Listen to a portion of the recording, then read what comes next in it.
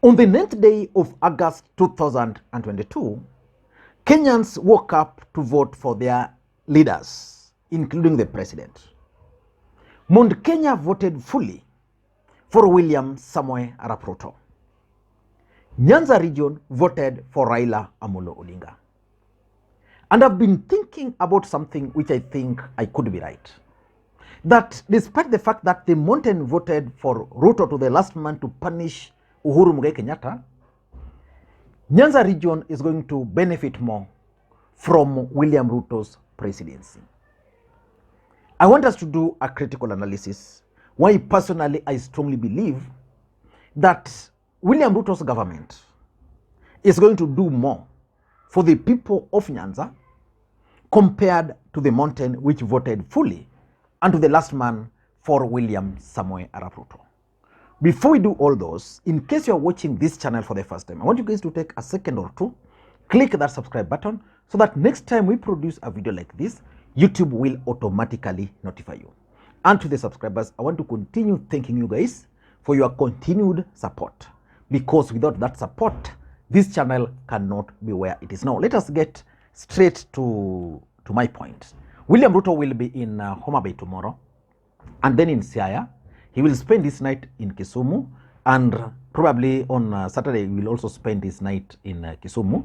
And to understand the seriousness with which the leadership from Nyanza region are taking this visit, the governor for Homa Bay, Gladys Wanga, has already issued a statement about this particular visit.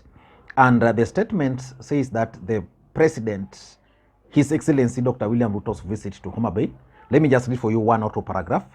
She says that His Excellency President Dr. William S. Ruto will tomorrow be making an official visit to Homa Bay County, the land of endless potential. This visit, which we as Homa Bay people warmly embrace, could not have come at a better time considering the upward trajectory in development, service delivery, and economic and social growth of our people, which the county is in now. As the first county to have entered into an MOU with the national government, with the National Housing Corporation on affordable housing, we are ecstatic to welcome the president to preside over the groundbreaking of the first phase of Homa Bay Affordable Housing Program. Now, basically, this project which William Ruto is going to launch was initiated in the last term of President Uhuru Kenyatta's government, but Ruto is not the president. If, for example, he wanted, he would have frustrated the project, but William Ruto is keen on implementing this particular project. But why do I strongly believe that Luo Nyanza will benefit more from William Ruto's government compared to Mount Kenya? I want you guys to pay very close attention to what I'm going to say. I have only 6 points. Number one, in my view, is post-William Ruto's politics. The truth of the matter is that William Ruto is currently serving his first term. And if you ask Rigathi Gachagua and Musalia Mudavadi, they've already concluded that William Ruto will serve his 2 terms. Which means for them, 2027 election is not in their picture. Musalia Mudavadi has already made it very clear that for him is focusing on 2032. Rigathi Gachagua is also doing the same. And because these 2 gentlemen are focusing on 2032, they believe that Raila Odinga will actually be out of the picture in 2032. Which means their focus now is how to win Nyanza. For Musalia Mudavadi, he will be making a lot of trips to Nyanza because he's one of the guys who will be implementing these projects to ensure that those projects are concluded, and if there's any addition, he will be pushing for them so that he can take credit to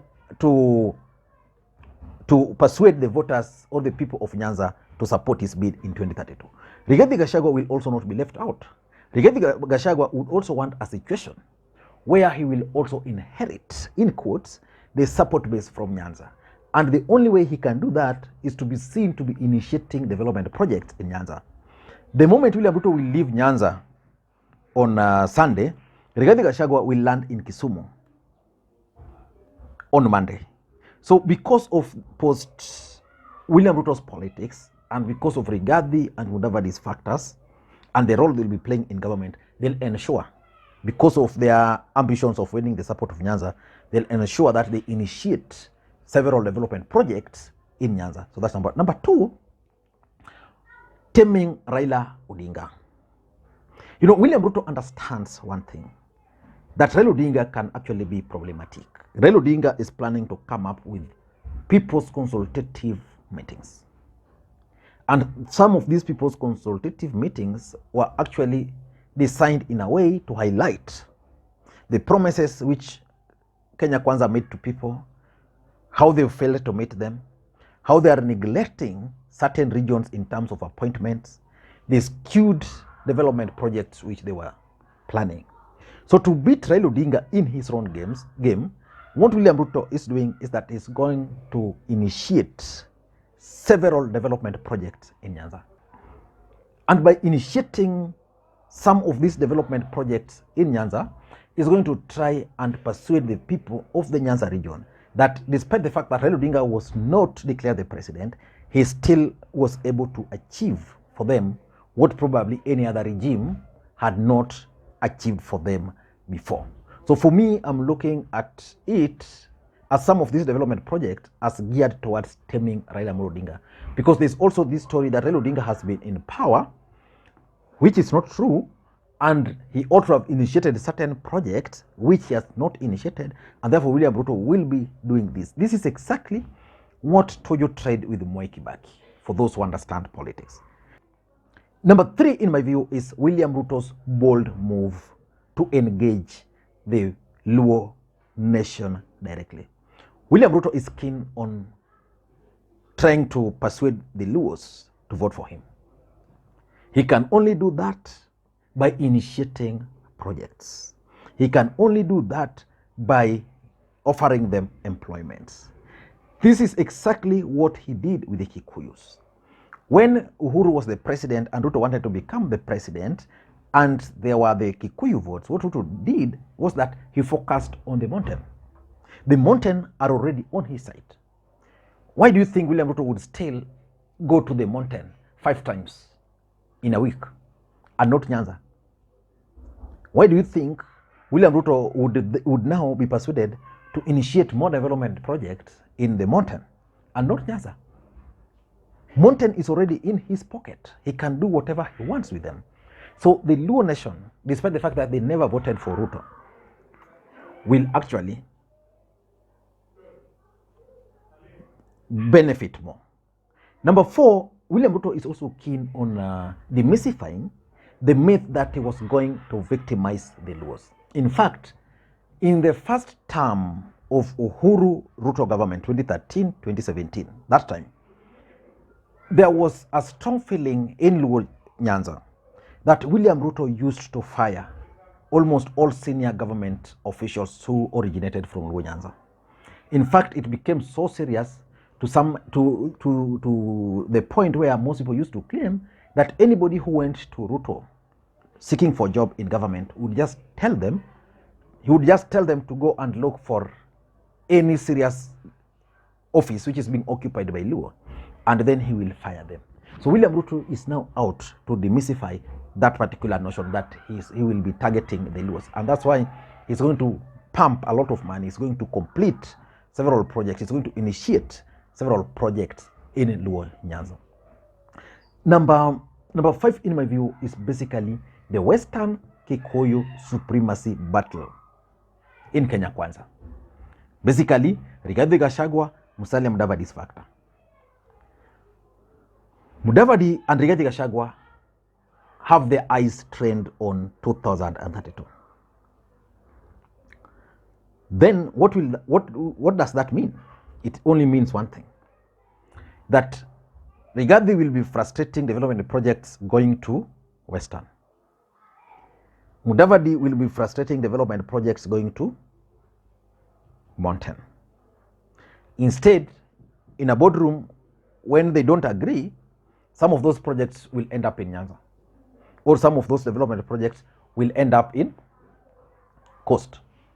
So if you ask me, I tend to think that the Luo nation are likely to benefit more based on that alone. And lastly, I also tend to think that Kenya Kwanza are actually out to prove a point that they have a national agenda and that their government will be serving all Kenyans equally, regardless of where they voted for. Remember, Rigathi Gachagua at some point was very clear that the way development will be initiated in this country will actually be proportional to the number of votes which counties delivered. So if Nyanza delivered, for example, my county of Kisumu, I think they delivered 1% or less than 1% to Ruto, that the development projects they'll be getting will be less than that. If Homa Bay gave him 1.5% the way they did, then Homa Bay will get less. But you are seeing Homa Bay already being the first beneficiary of the housing project. And William Ruto being a populist politician, I'm sure, with Gladys Wanga, I'm sure, is going to make several roadside declarations, and being the president, once he makes some of those declarations, someone somewhere will take note and will follow with him, and therefore some of those projects will end up being completed. I don't think William Ruto going to, for example, to the mountain will attract interest the way like his visit to Nyanza is attracting. Mountain is already William Ruto's home, so really nothing much. I don't know what you think. That's my take. I could be wrong, but in case you've watched this video up to this stage, I want to thank you so much up to this particular level. And by the way, I'm starting another channel for those who might have known. Several people have always asked me, because nowadays I do online work full-time, specifically YouTube. I've gained a lot of experience in terms of affiliate marketing, other revenue sources, side hustle online here, and a lot of guys have been asking me to offer my valuable advice to them. So I thought the best thing for me would just be to compile them in a video, and I've created a new channel. I'm going to share the link here. You can subscribe to that channel, and I'm waiting for it to hit 10,000 views, then to hit 1,000 subscribers, so that moment we will start engaging.